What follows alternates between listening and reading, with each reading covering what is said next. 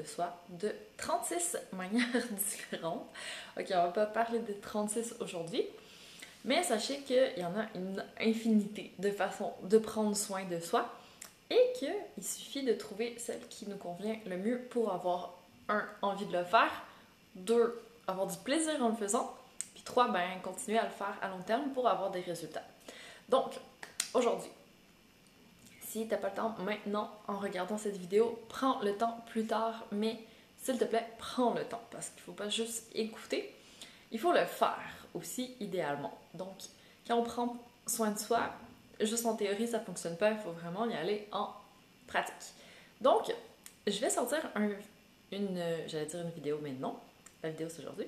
Je vais sortir l'article samedi. Donc, ce week-end, aucune excuse pour ne pas prendre soin de toi. Tu vas avoir plein d'idées pour le faire. Et comme j'ai déjà parlé auparavant, je vais le resuggérer dans l'article aussi. Je te conseille fortement de faire une petite pratique, de te créer une routine, un rituel le matin. Comme ça, ben, tu te lèves peut-être 15 minutes plus tôt ou tu coupes 15 minutes de temps pour regarder le journal ou peu importe, quelque chose qui n'était pas forcément utile, qui t'aide pas à partir la journée du bon pied et à élever ta vibration pour passer une superbe, magnifique journée. Donc, pourquoi pas prendre 15 minutes et faire 3 activités de 5 minutes différentes pour justement te mettre dans cette bonne vibration et pouvoir profiter tout le reste de la journée de ce que tu as mis en place le matin pour pouvoir te sentir bien, passer une journée super productive, super efficace, avoir du plaisir et favoriser ton bien-être à long terme, en plus de ton bonheur et combler tes besoins. J'ai écrit un article là-dessus aussi que tu peux regarder, lire. Il y a une vidéo aussi dedans. Donc, à toi de voir le moyen qui te convient le mieux. J'essaie toujours de faire vidéo et article, puis on va ajouter aussi prochainement audio. Donc, ceci dit, 36 moyens de prendre soin de toi. Je vais peut-être choisir celle que je parle un petit peu moins souvent ou que je voudrais approfondir un petit peu plus avec toi. Donc, bien sûr, il va y avoir des trucs par rapport à l'alimentation, par rapport au fait de bouger. Je vais parler de respiration. J'ai parlé du rituel matinal, de boire de l'eau. C'est le moment de le faire, si jamais. D'essayer de passer un petit peu plus de temps à l'extérieur, de prendre des micro-pauses actives, de travailler ton énergie. Aujourd'hui, je vais te suggérer une autre. Je vais te suggérer de prendre soin de ton sommeil. Donc, d'essayer de voir le nombre de temps, d'heures qu'il faut pour que tu sois le plus productif possible le lendemain. Sachant qu'il y a certaines hormones qui sont sécrétées durant notre sommeil, que c'est le moment où on fait le ménage, qu'on remet notre mémoire à court terme à zéro pour pouvoir repartir durant la journée et que ça aide à régénérer toutes tes cellules, à avoir une meilleure énergie le lendemain. Et si jamais tu n'as pas eu assez de temps durant ta nuit, est-ce que tu fais des turbo-siestes? C'est la vie. Donc, 5 à 15 minutes maximum où tu t'installes, tu respires, tu peux en profiter pour faire peut-être une courte méditation, une courte hypnose, quelque chose qui va t'amener à changer un petit peu dans ton cerveau. Parce que quand on est en état d'éveil, notre cerveau émet des ondes bêta. Donc, c'est le moment où on est en mode action. Quand on dort, on passe en mode θ. Donc là, on est plus... Vraiment, la fréquence est plus basse. On est dans un état où il y a des choses qui viennent à nous. On peut avoir des idées aussi. Et il y a 2 autres états. Il y a l'état alpha. Donc là, c'est quand on tombe en méditation, mais pas trop profonde.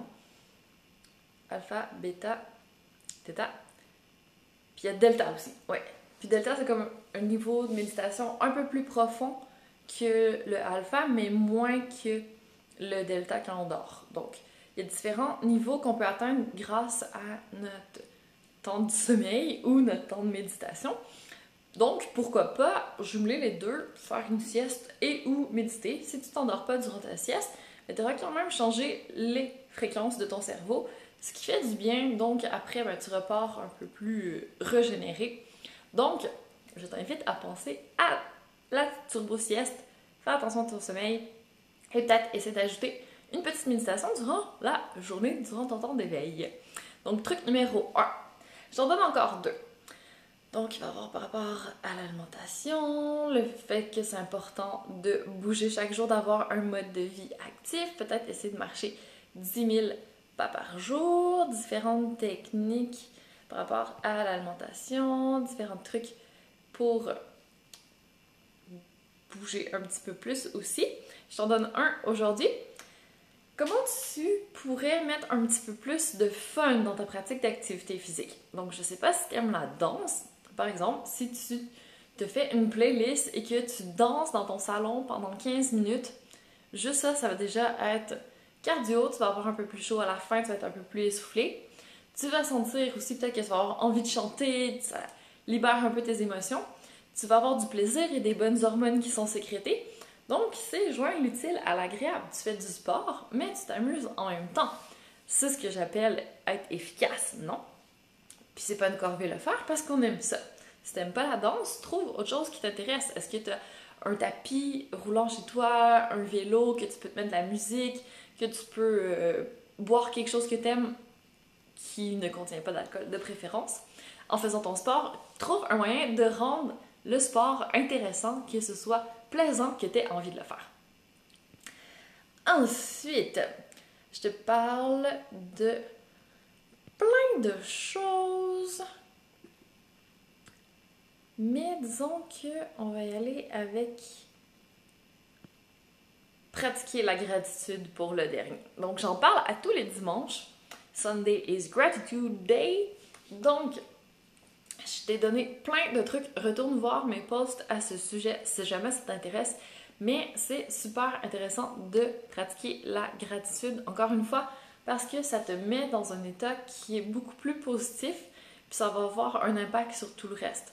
Donc, disons que tu fais ton sport, que tu es sur ton tapis roulant en écoutant de la musique que tu aimes, tu passes un bon moment, ben tu peux peut-être en profiter aussi pour faire une petite liste dans ta tête de quoi tu es contente, reconnaissante ces derniers jours par rapport à ta famille, par rapport à ce que tu as accompli au travail, par rapport à comment tu te sens, par rapport à ta santé, par rapport à tes finances, par rapport à tes loisirs, par rapport à tes relations. Peu importe, trouve des choses qui vont t'amener dans un état de gratitude. Puis plus tu le fais souvent, ben plus tu attires aussi autour de toi. Donc, c'est que des bénéfices. Encore une fois, bon pour le moral, bon pour toutes les sphères de ta vie. Ça prend un peu plus de temps parce que tu peux le jumeler en faisant autre chose. Donc, super efficace pour se sentir bien sans que ce soit une corvée. Parce qu'on ne veut pas de corvée, justement. On veut juste que ça s'intègre dans notre vie, que ça devienne notre façon de vivre, notre lifestyle, le lifestyle bien